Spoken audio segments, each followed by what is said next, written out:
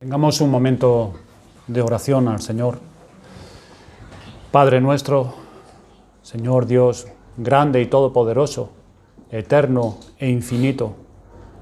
Padre, hemos cantado acerca de la cruz de Cristo en ese monte Calvario, y es allí donde queremos ir por la fe nuevamente. Es allí donde hallamos el perdón de nuestros pecados. Es allí donde hallamos limpieza para nuestras almas, donde nuestra culpa es quitada, donde somos fortalecidos y renovados en nuestra mente, en nuestro espíritu. Padre, ¿quién podrá entender tu mente? Señor, danos la mente de Cristo.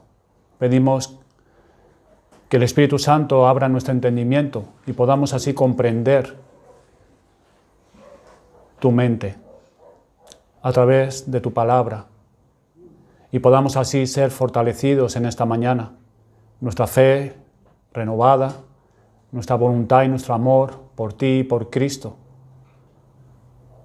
y podamos obedecerte con prontitud y se manifieste en una vida de piedad, de temor a ti y de amor al prójimo, de obediencia a Cristo y de entregarnos a Él en todo nuestro ser. Si tú no abres nuestro entendimiento, si tu Espíritu Santo no trae esa luz a nuestra mente, será solamente conocimiento intelectual. Padre, ayúdanos.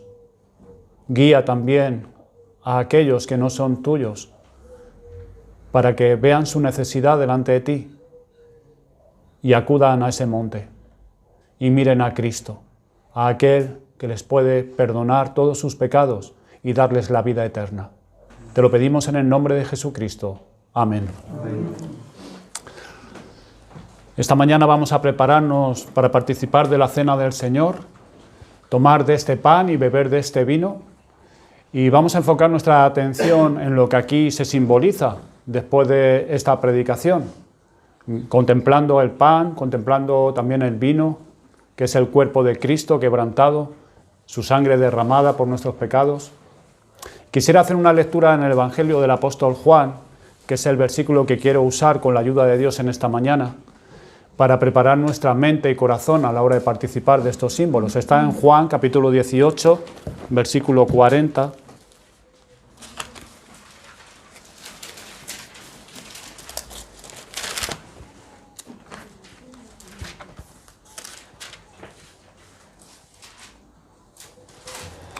Dice así el texto.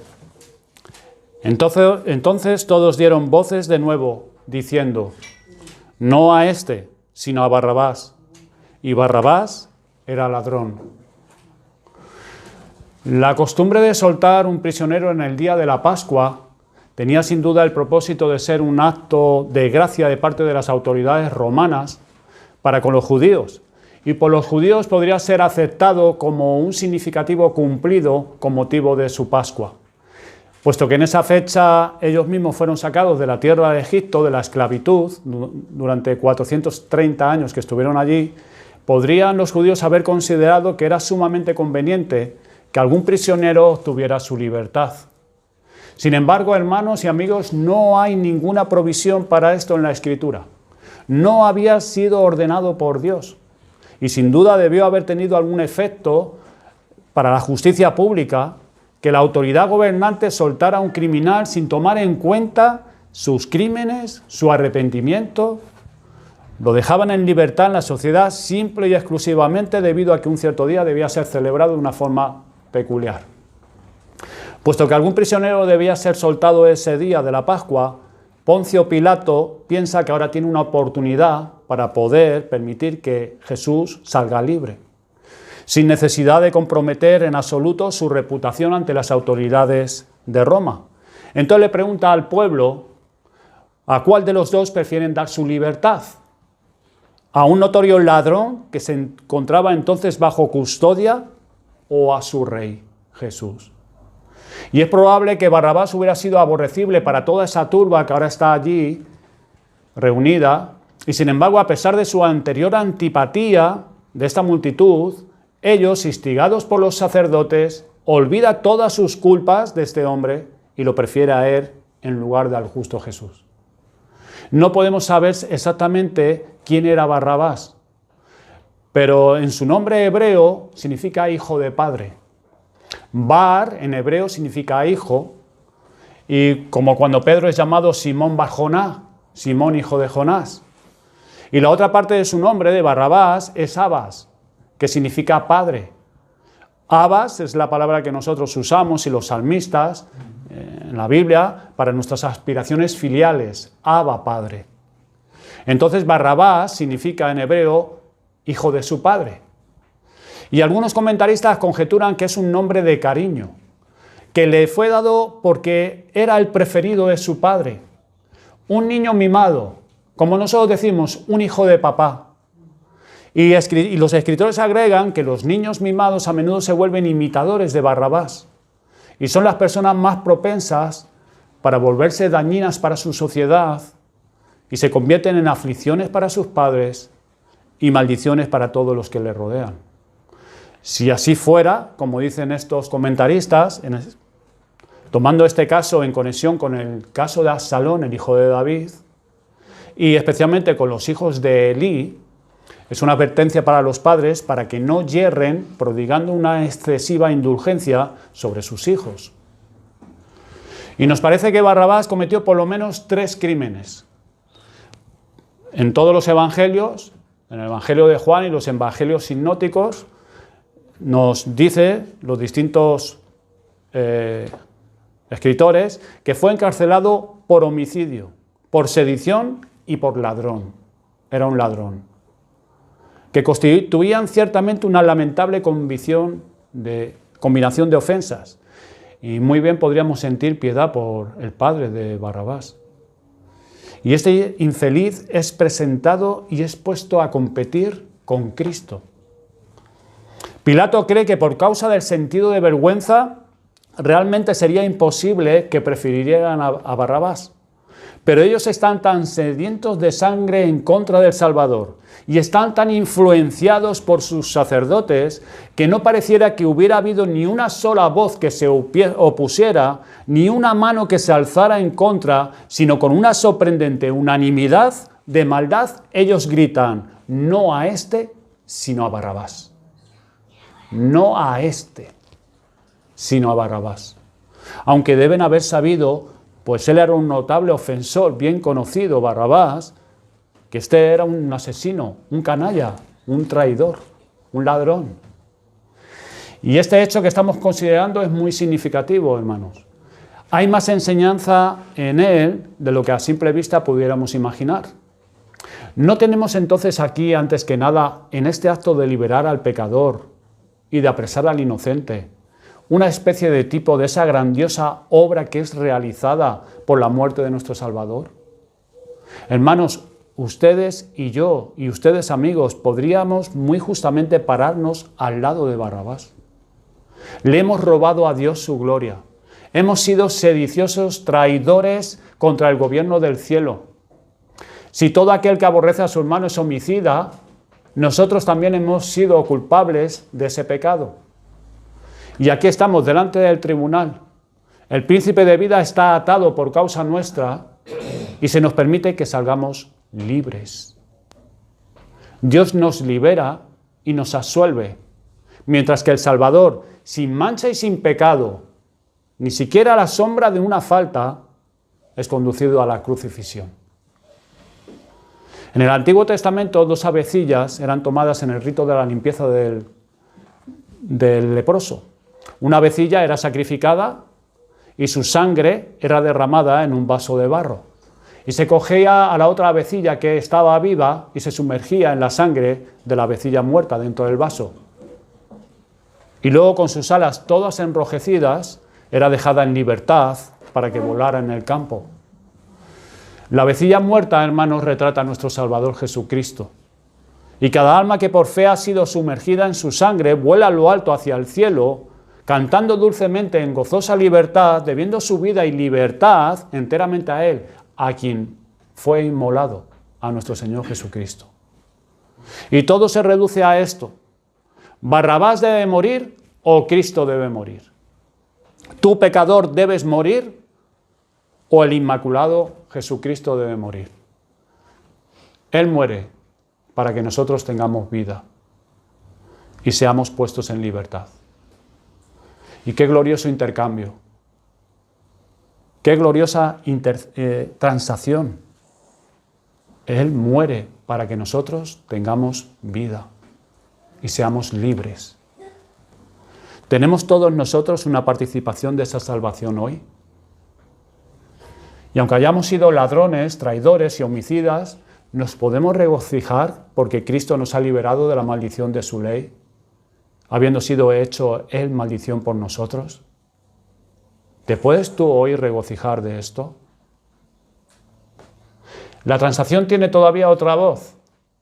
Este episodio de la historia del Salvador muestra que a juicio del pueblo, Jesucristo era mayor ofensor que Barrabás.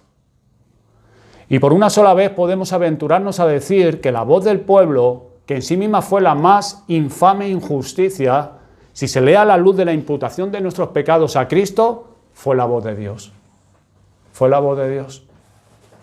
Cuando Cristo estuvo cubierto con los pecados de su pueblo, tuvo más pecados puestos sobre él que los que descansaban sobre Barrabás. No hay pecado en él.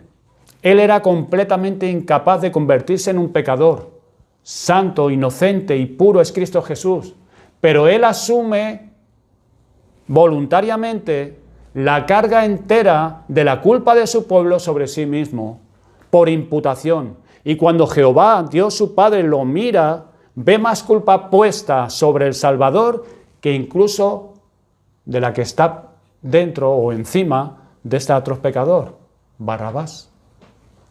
Barrabás sale libre, inocente, en comparación con el tremendo peso que descansa sobre el Salvador. Yo a veces, cuando he leído este texto, me pregunto, ¿y qué habrá sido de Barrabás? ¿Qué pensaría él?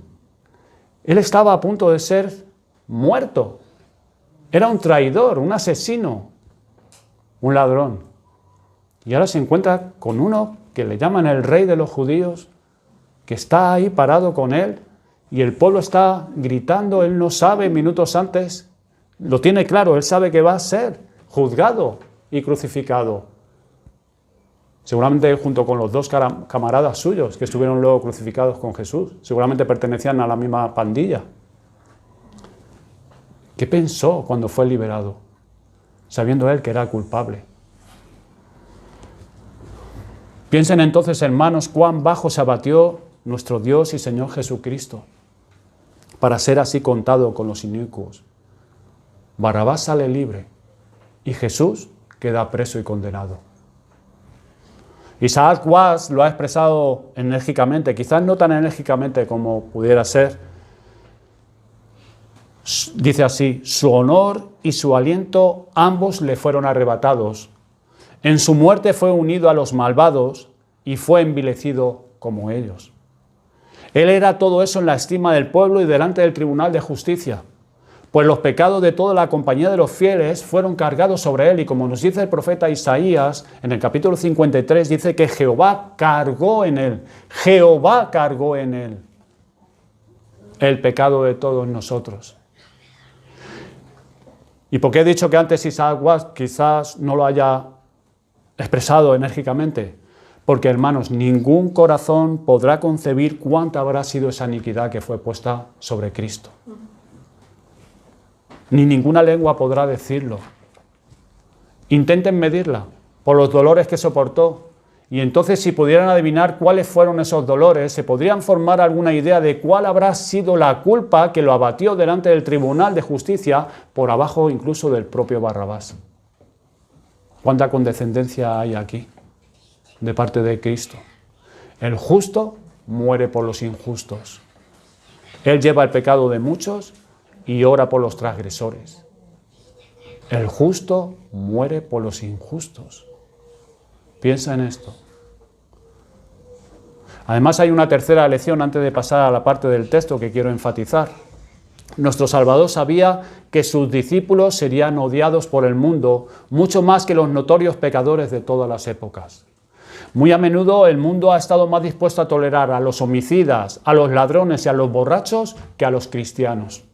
Y les ha correspondido a algunos de los mejores y más santos hombres que ha tenido la humanidad ser tan calumniados y abusados que sus nombres han sido eliminados como un sinónimo de depravación, escasamente dignos de escribirse en la misma lista con los criminales.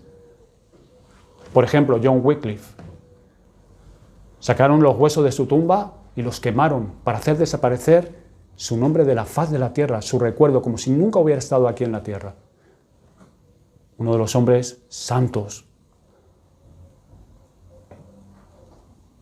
Ahora Cristo ha santificado esos sufrimientos de su pueblo, de la calumnia de sus enemigos, soportando Él mismo precisamente esos sufrimientos. De tal manera que si ustedes o yo fuéramos acusados falsamente de crímenes que nosotros aborrecemos, y si nuestro corazón estuviera a punto de estallar bajo el peso de la acumulación del veneno de la calumnia que pueden hacer a nuestros nombres, alcemos, hermanos, nuestras cabezas y sintamos que en todo esto contamos con uno que tiene verdadera comunión con nosotros, el Señor Jesucristo, que fue rechazado cuando Barrabás fue escogido. No esperes un mejor tratamiento que tu Señor. Recuerden lo que dijo el Señor, que el discípulo no es más que su maestro. Si al padre de familia llamaron Belcebú, ¿cuánto más a los de su casa? ¿Cuánto más a los de su casa? Y si prefieren al homicida a Cristo, podría no estar lejano el día, hermanos, en que preferirán incluso a un asesino a ti. Vamos a considerar primeramente, ya pasando a nuestro texto, consideremos el pecado conforme lo encontramos en esta historia. Ellos prefirieron a Barrabás y no a Cristo. El pecado será visto más claramente en esta historia si recordamos que el Salvador no había hecho ningún mal, no había cometido ningún delito.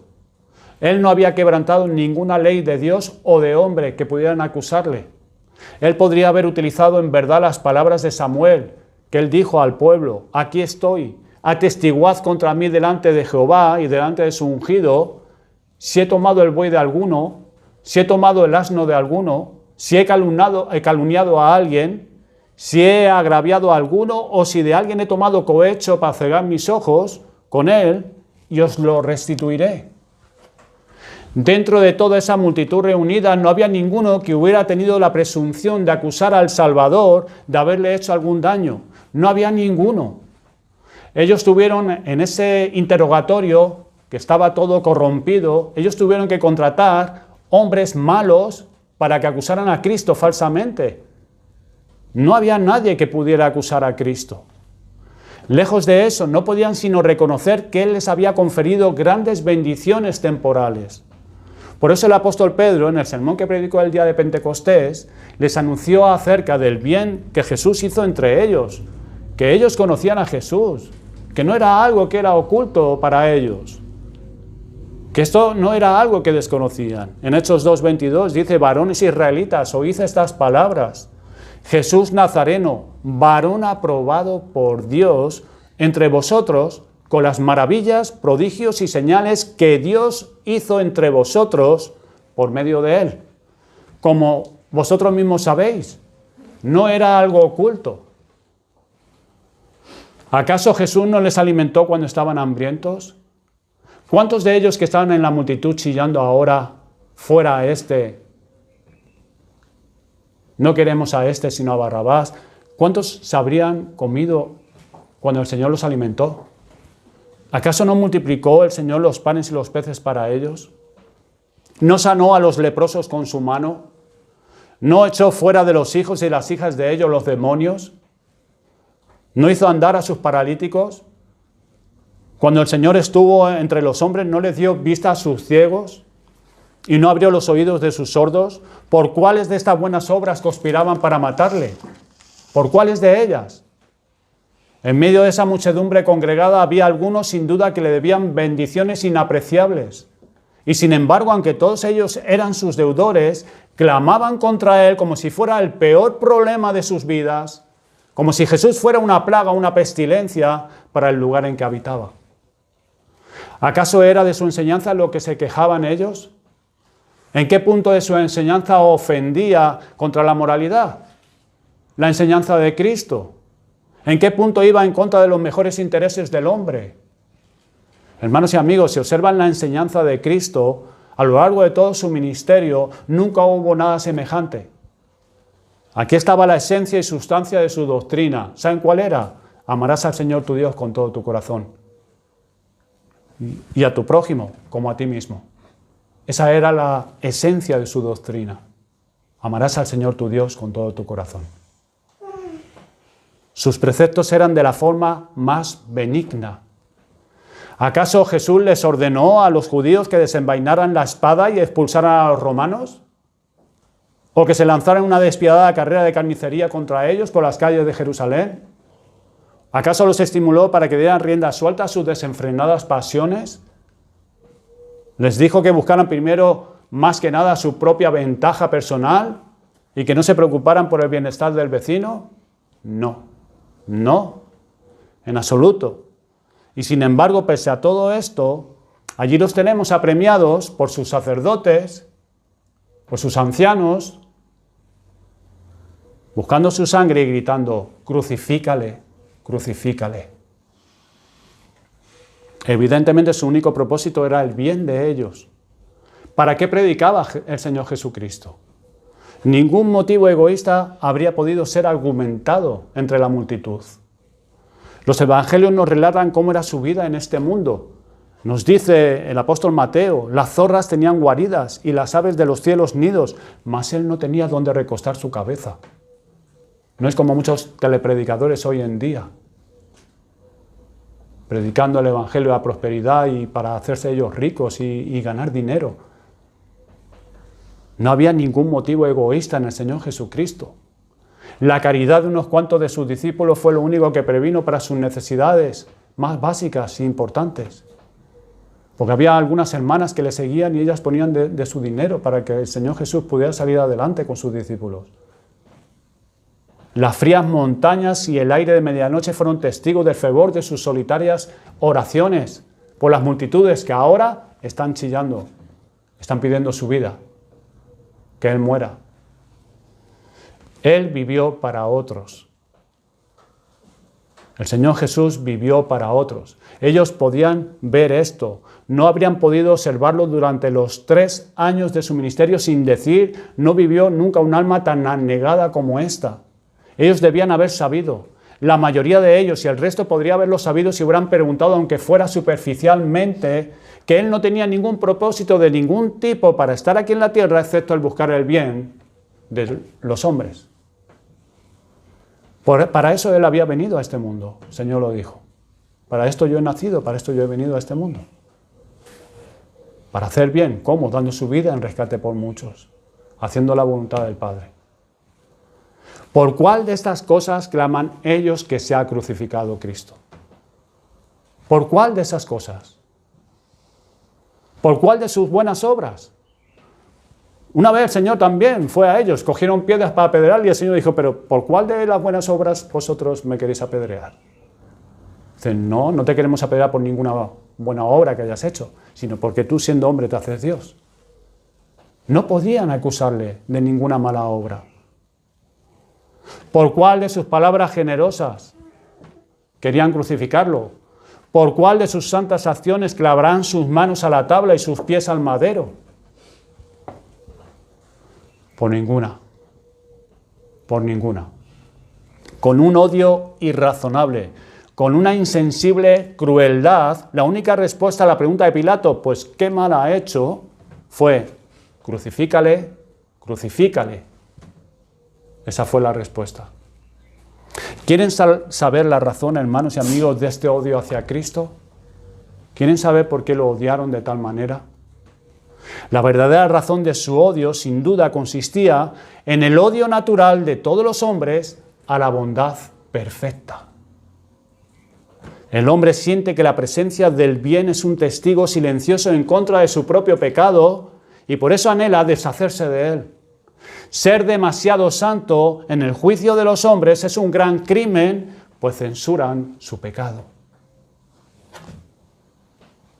Hermanos, ustedes que son nuevas criaturas por la gracia de Dios, muchos de ustedes, y aunque no tengamos el poder de la palabra, muchos de nosotros, sin embargo, nuestra vida es un ruidoso testimonio a favor de Dios contra los pecados de sus criaturas.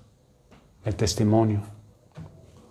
Esta protesta condujo a los malvados a desear la muerte de Jesús. Además, los sacerdotes lo respaldaban también. Sin duda, el soborno fue también usado en este caso. ¿Acaso Caifás, como sumo sacerdote, no recompensó a la multitud? Al igual que cuando contrataron los testigos falsos para acusar a Jesús, ¿no le dieron dinero? ¿Acaso no había una esperanza de un festejo después de que la Pascua terminara para aquellos que usaron sus gargantas en contra del Salvador? ¿Algún bien, algún beneficio por parte del Sanedrín? Además, toda la multitud se había lanzado en esa dirección y si alguien hubiera sentido compasión por Cristo, prefería quedarse callado. Si no se unieron en los gritos, al menos no incomodarían a los otros, y así no solo hubo un solo grito: muera, muera, no conviene que viva. Y qué concentrado escarnio también se encuentra en este versículo. No dicen este Jesús, pues no se querían manchar su boca con su nombre, sino a este demonio, si ustedes prefieren. A Barrabás le otorgan el respeto de mencionar su nombre, pero que a quien odian tanto, no se rebajarían a mencionar su nombre. Fíjese el odio de las autoridades en contra de Cristo. A este. Ahora veamos en segundo lugar cómo este incidente expone el pecado que ha sido la culpa del mundo en todas las épocas y que es la culpa del mundo ahora también. Cuando los apóstoles salieron a predicar el Evangelio y la verdad se hubo esparcido a lo largo de muchos países, los emperadores romanos emitieron severos edictos. ¿Contra quiénes creen ustedes que fueron fraguados estos edictos? ¿Acaso fue contra los malvados ofensores de ese día? Es muy bien sabido, y quizás lo sepas tú, que el Imperio Romano estaba enteramente infestado de vicios de tal magnitud que se habían hecho insensibles y vivían toda la sociedad en pasiones vergonzosas. El primer capítulo de la Epístola a los Romanos es un cuadro sumamente gráfico del estado de la sociedad de Roma a lo largo de sus dominios. Cuando esas severas leyes fueron concebidas, esos edictos de los romanos, ¿por qué no fueron proclamados contra esos atroces vicios? Es conveniente que los hombres que son culpables de crímenes tales como el apóstol Pablo enumera y ha mencionado en el capítulo 1, sean castigados, pero no encontramos edictos contra estas cosas. Encontramos que fueron condonados y escasamente mencionados, con censura, y que más bien la hoguera, los arrastres utilizando las patas de los caballos salvajes, la espada, la prisión, la tortura de todo tipo, el foso de los leones, ¿contra quiénes fueron usados, hermanos? ¿Contra quién?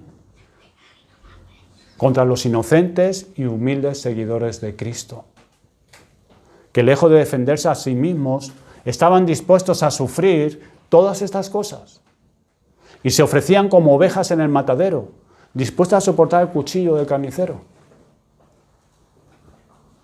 El grito del mundo bajo las persecuciones de la Roma imperial era: Cristo no, pero los sodomitas, los asesinos y los ladrones sí. Nosotros somos indulgentes con cualquiera de estos, pero no con Cristo. Eliminemos de la tierra a sus seguidores.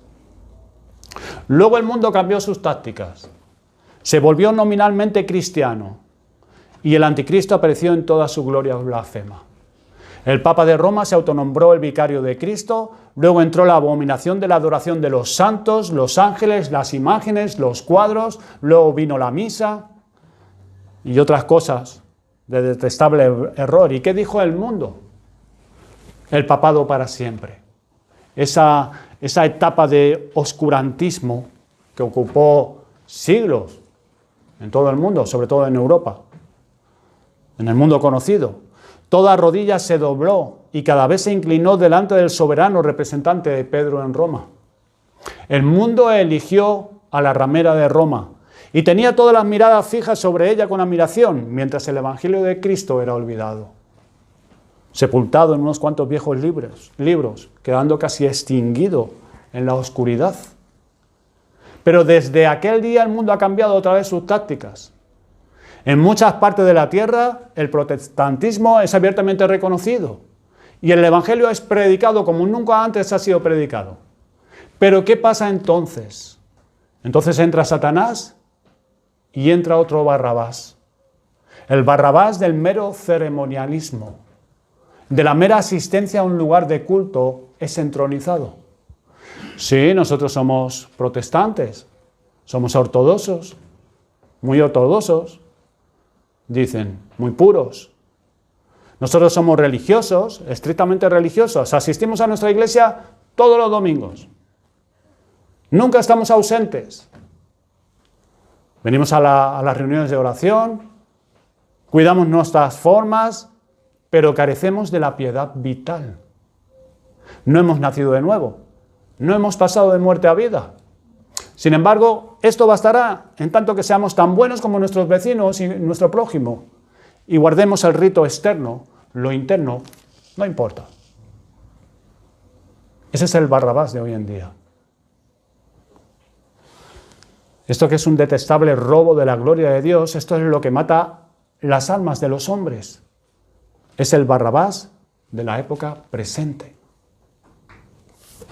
Un nombre exterior para vivir es establecido y es recibido por aquellos que están muertos, y muchos que se denominan evangélicos están muy tranquilos y contentos, y aunque no han sentido nunca el vivificador Espíritu de Dios, y aunque no han sido lavados nunca en la sangre expiatoria de Cristo, están satisfechos porque toman un asiento en algún lugar de adoración, dan su ofrenda, olvidando y descuidando recordar que todo el proceso de limpieza exterior del vaso y del plato no servirá nunca de nada, a menos que la naturaleza interior sea renovada por el Espíritu del Dios viviente. Y este es el gran Barrabás de la época presente. Y los hombres lo prefieren antes que al Salvador. Hermanos, podemos probar mediante un simple hecho que esto es verdad, que el mundo realmente ama al pecado más que a Cristo. Y tú habrás observado algunas veces que algunos cristianos son inconsistentes. Nosotros somos muchas veces inconsistentes en nuestra vida de piedad, en nuestro testimonio. Y nuestra inconsistencia no sería algo muy grande si la hubieran juzgado en conformidad a las reglas ordinarias de nuestra conducta, en nuestro estilo de vida. Pero un hombre mundano puede cometer cualquier pecado que quisiera sin recibir mayor censura. Pero si el cristiano comete un pecado, aunque sea muy pequeño, entonces alzarán sus manos y el mundo entero gritará, vergüenza, vergüenza. Allí está el señor fulano de tal, que saben que vive una vida desenfrenada, perversa, libertina, pero no vemos que sea universalmente marginado o reprobado, sino muy al contrario, es tolerado por la mayoría y hasta admirado por algunos. Pero supongo que un cristiano hubiera cometido alguna falta que comparada con eso no fuera digno de mención. ¿Y qué es lo que ocurre? El mundo se encargará de hacerlo público, de acusarte, de proclamar que eres un hipócrita. Ellos dirán, ¿se han enterado de lo que hizo el señor fulano de tal, que dice que es cristiano? ¿Se han enterado de esa hipócrita transgresión? Por tanto, hermanos y amigos, el mundo muestra por la diferencia entre la manera con que juzga al hombre religioso y la manera con que juzga a los suyos, que realmente puede tolerar a los más disolutos, a los más blasfemos, pero no puede tolerar a los cristianos. El cristiano, por supuesto, nunca se verá completamente libre de imperfecciones, pero la enemistad del mundo no es evidentemente contra las imperfecciones del cristiano, pues puede tolerar mayores imperfecciones en otros, si quisiera. No es contra las imperfecciones del cristiano. El motivo ha de ser, por tanto, contra el hombre, contra la profesión que ha asumido y el curso que ese hombre desea seguir, hacer la voluntad de Dios. Así que vigilemos cuidadosamente, hermanos, nuestro testimonio para que no les demos ninguna oportunidad en ese sentido. Pero cuando vean que el más leve error es tomado y exagerado, en esto detectan una clara evidencia de que el mundo prefiere antes a Barrabás que a los seguidores de Jesucristo. Ahora, el mundo cambiará sus diversos modos de tratarnos, pero nunca amará a la Iglesia más de lo que lo hace ahora. No esperemos ver al mundo impulsado hacia arriba para verse más absorbido dentro de la Iglesia. La unión del mundo con la Iglesia nunca fue el propósito de nuestra religión. El propósito de Cristo es reunir para sí un pueblo de entre los hombres. No se trata de un levantamiento de todos, sino de un llamamiento de algunos. Se trata de hacer que los hombres difieran. Se trata de la manifestación de la gracia especial discriminadora y de la reunión de un pueblo que ha formado para sí el Señor. Y en este proceso que el Señor está haciendo, la moralidad es promovida entre los hombres. Los hombres son civilizados y mejorados, pero este es solo indirectamente el propósito de Dios, no su fin inmediato. Claro que los hombres se van a beneficiar del Evangelio, el mundo, pero no es el fin inmediato de Dios. El fin inmediato del Evangelio es la salvación del pueblo, que Él ha ordenado para vida eterna, y que por tanto en su tiempo es conducido a creer en Él. El mundo hasta el fin del capítulo de la historia estará en enemistad con los verdaderos creyentes, como siempre lo ha estado. ¿Por qué?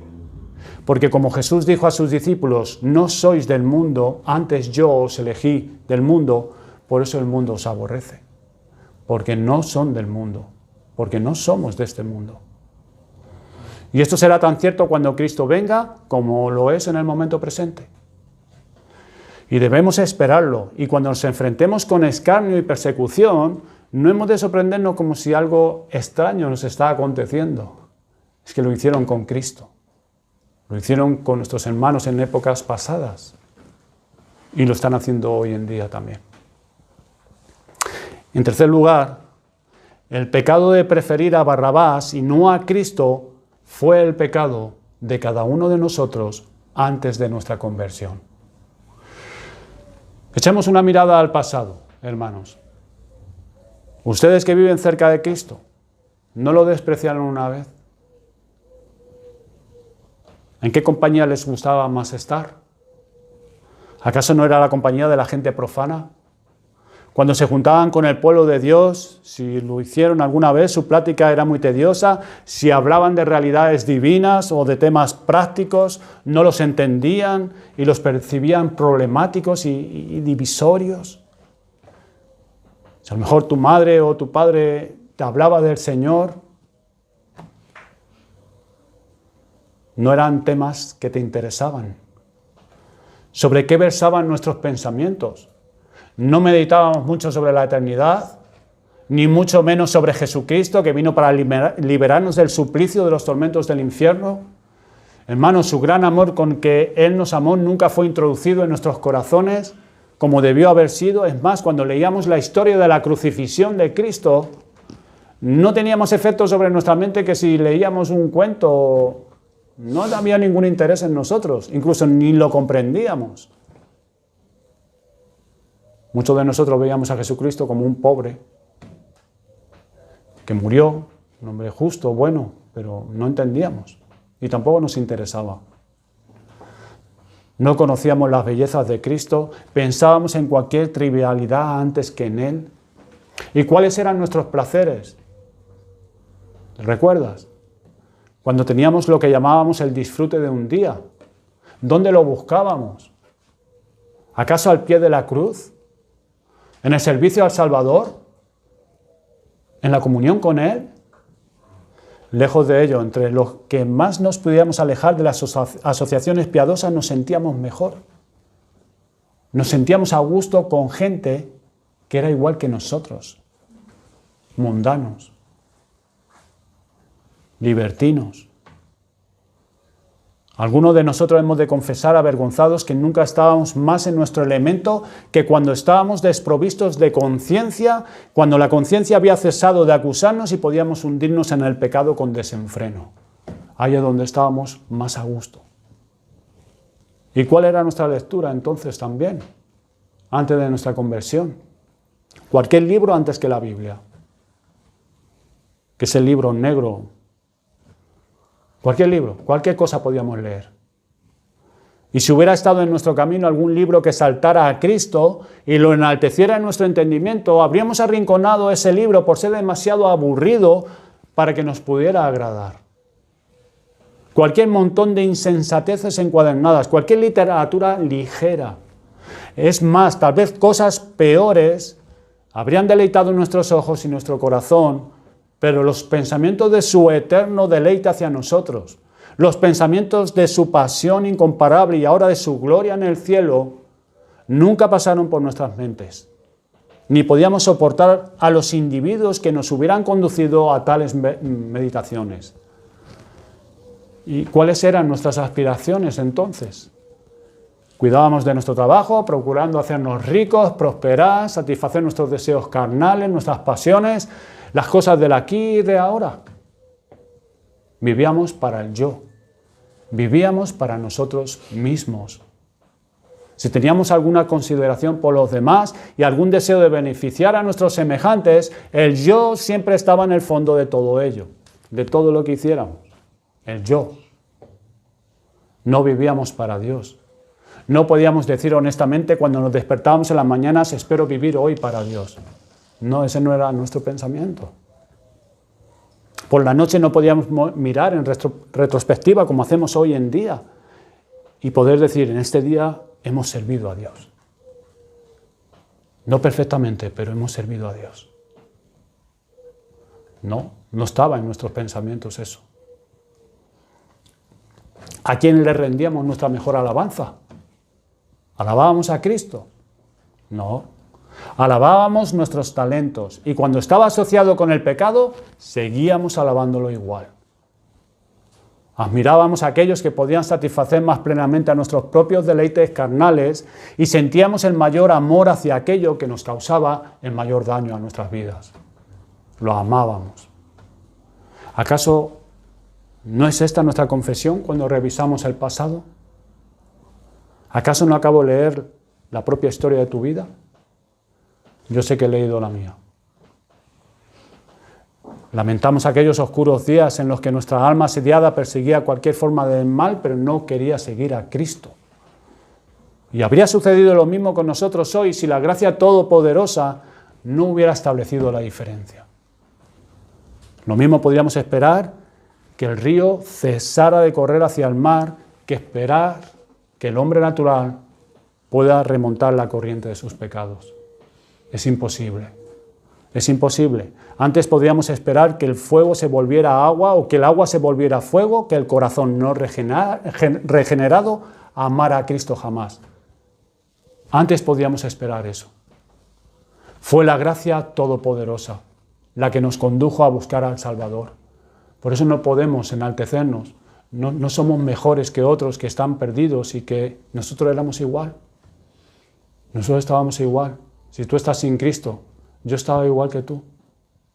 Con 21 años es la primera vez que oí hablar de Cristo. Y tengo 52, con 21 años. Y prefería a Barrabás. Pero por la gracia todopoderosa, el Señor me salvó y perdonó mis pecados.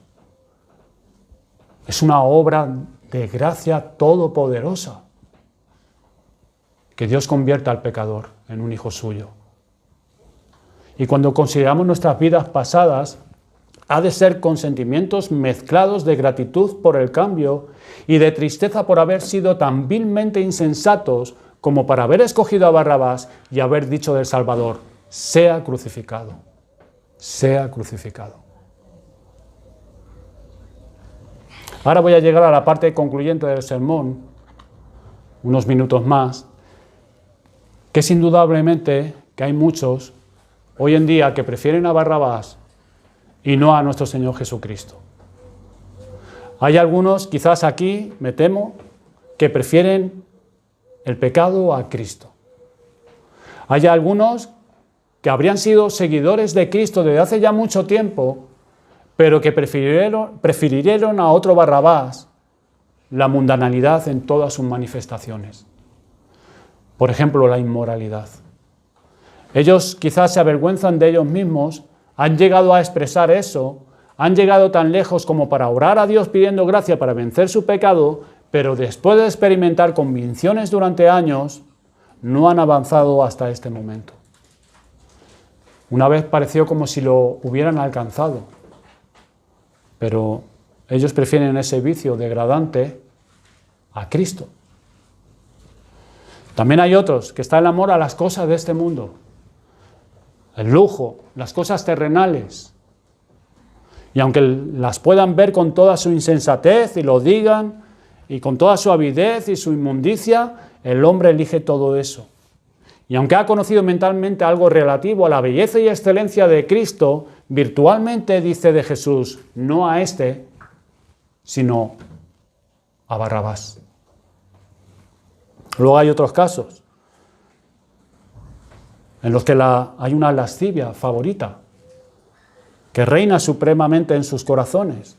Los hombres conocen el mal del pecado y tienen una buena causa para conocerlo. Ellos también conocen algo de la dulzura de la religión y nunca han estado más felices que cuando se reúnen con el pueblo de Dios. Y a veces regresan a su casa después de un solemne sermón, especialmente si hacen referencia a su pecado, y sienten y dicen que Dios les ha hablado hoy a su alma, y son conducidos a un alto. Pero a pesar de eso, la tentación viene otra vez y caen como han caído antes. Y caen en lo mismo. Pero piensen cómo se verá eso cuando estén en el infierno. Yo prefería a ese malvado Barrabás de la lascivia, las bellezas y las perfecciones y no las bellezas y las perfecciones del Salvador, que vino al mundo para buscar y salvar a ese que estaba perdido. Y sin embargo, este es el caso no de algunos, sino de una gran multitud que oye el Evangelio hoy en día en las iglesias. Y prefieren el pecado y no el poder salvador de ese Evangelio. Prefieren las ganancias, el Barrabás de las ganancias. Se reduce a esto. Muchos piensan que si se convierten en verdad en el pueblo de Dios, no podrían hacer el negocio, lo que ahora piensan que su negocio requiere que hagan. Si se convirtieran real y genuinamente en creyentes, han de volverse, por supuesto, en honestos. Pero su negocio no prosperaría, dicen ellos, si fuera manejado sobre principios honestos. Y aquí viene el punto de inflexión de muchos, donde ahí chocan muchos. ¿Tomarás el oro o tomarás a Cristo? Y es el denario del necio que se abrirá paso con fuego hasta sus almas cuando estén en su lecho de muerte, pero aún así los hombres que aman el mundo dicen, no, Cristo no. Denme en una bolsa llena de oro y fuera Cristo. No a este, sino a Barrabás.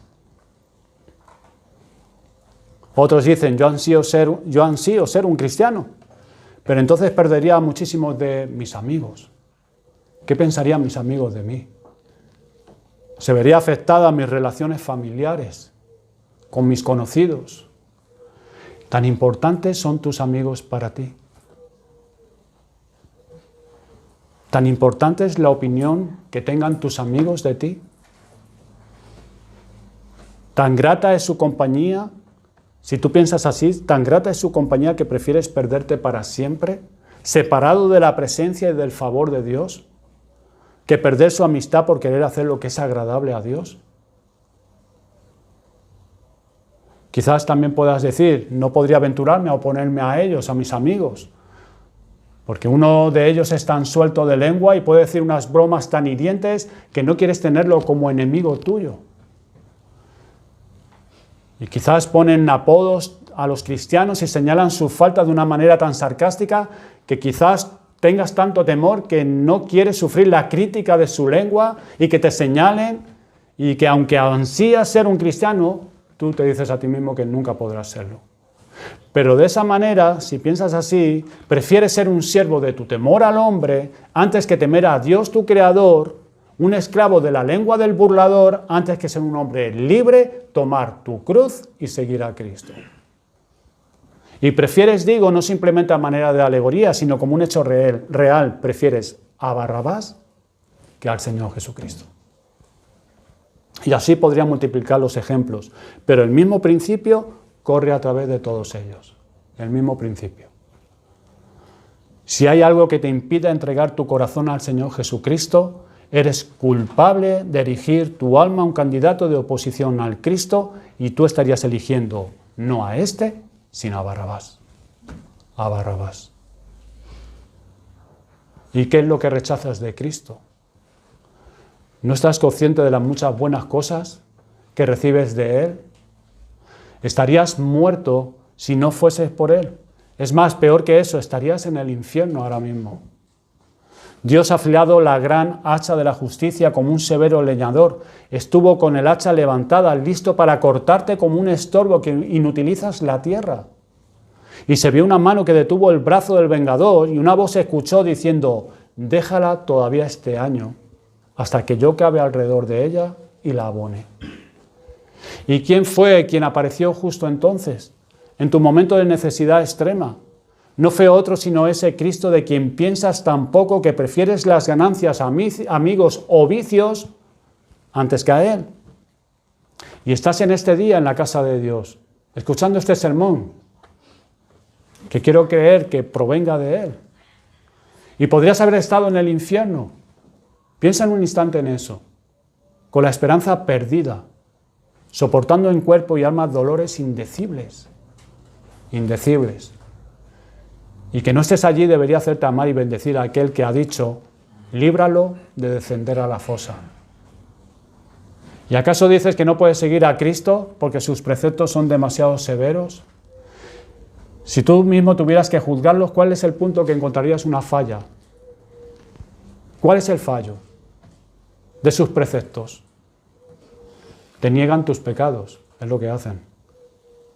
Digamos que te niegan tus desventuras. De hecho, no te permiten que te arruines a ti mismo. No hay ningún precepto de Cristo que no sea para tu bien. Y no hay nada que te prohíba que no lo condene basado en el principio que te causaría un daño si te entregaras a eso. Pero aún suponiendo que los preceptos de Cristo sean muy severos, ¿no sería mejor que te sometieras a ellos en lugar de arruinarte? Que te sometas a ellos. El soldado se somete implícitamente a la orden de su capitán, porque él sabe que sin disciplina no puede haber victoria. Y el ejército entero podría ser destrozado si hubiese falta de orden. Y por eso el Señor nos da sus preceptos, sus mandamientos. Piensa, medita, ¿vale la pena tener este breve espacio de placer en este mundo y arruinarte eternamente? ¿Estás sumido en eterno dolor por toda la eternidad? ¿Vale la pena elegir a Barrabás por motivo de alguna ganancia temporal que pueda proporcionarte y renunciar a Cristo y así renunciar a los eternos tesoros de gozo y felicidad verdadera que el mundo no te puede dar y que están a su diestra para siempre? Verdaderos tesoros de gozo y felicidad que quizás nunca hayas experimentado. Nunca, porque el mundo no te lo va a poder dar. Y permítanme hacerles personalmente la pregunta a todos ustedes. ¿A quién le pertenecen? ¿A quién le pertenecen? ¿De qué lado están ustedes? Jesús dijo: el que no está conmigo es contra mí. Lo cual nos quiere decir y advertirnos al Señor Jesucristo que no hay posiciones neutras. No hay puntos medios. O sirven a Cristo o sirven a Belial. O estás con el Señor o estás con sus enemigos. ¿Quién está del lado del Señor en este día? ¿Quién? ¿Quién está por Cristo y por su cruz? Por su sangre y por su reino y por su trono. ¿Quiénes por otro lado son sus enemigos? Todos los que no estén por Cristo son contados entre sus enemigos. Pues no sean más contados entre ellos. No seas más contado entre los enemigos de Cristo. Pues el Evangelio viene a ustedes con una voz invitadora. Cree en el Señor Jesucristo y serás salvo. Y serás salvo. Que Dios te ayude a creer y apoyarte en Él ahora. Y si confías en Él, eres salvo ahora y serás salvo para siempre. Para siempre. Hermanos, por la gracia y misericordia de Dios hemos podido ver la hermosura de Cristo. Antes no la veíamos, pero ahora sí la vemos. Y la hemos visto en su humanidad, en su deidad. Y le hemos preferido a Él antes que a Barrabás. Y cuando vayas a tomar ahora del pan y del vino, recuerda que en el pasado tú te encontrabas entre esa multitud que lo despreciaba y prefería las cosas de este mundo que a Él. Y hemos venido a recordar con humildad, pero con gozo y con gratitud, la obra de Cristo a nuestro favor. No con tristeza, sino con gozo. Pues por medio de su muerte hemos sido acercados a Dios. Y no olvides que hoy gozas de comunión con Dios como tu Padre, porque te escogió para que en ese día que Él señaló, te hiciera renacer para que prefirieras a Cristo. También recuerda para tu consuelo y fortaleza que al igual que despreciaron al Señor, los hombres también nos despreciarán y preferirán lo que es de ellos. Y el Señor nos dijo, si el mundo os aborrece, sabed que a mí me ha aborrecido antes que a vosotros. Si fuerais del mundo, el mundo amaría lo suyo, pero porque no sois del mundo, antes yo os elegí del mundo, por eso el mundo os aborrece. Estas cosas os he hablado para que en mí tengáis paz. En el mundo tendréis aflicción, pero confiad, yo he vencido al mundo. Hermanos, pues que nuestros pensamientos y nuestros afectos, al considerar la obra de Cristo, por lo que Él pasó por nosotros, por su amor, por su gracia, nos lleven a adorar a Dios el Padre y a Cristo. Y cuando estemos tomando estos símbolos, participando de ellos, nuestra fe sea renovada, nuestro amor por Él, nuestra obediencia, nuestro amor a los hermanos, amor a su reino, a su iglesia, amor a Cristo que se dio a sí mismo para darnos vida por su muerte. Vamos a orar.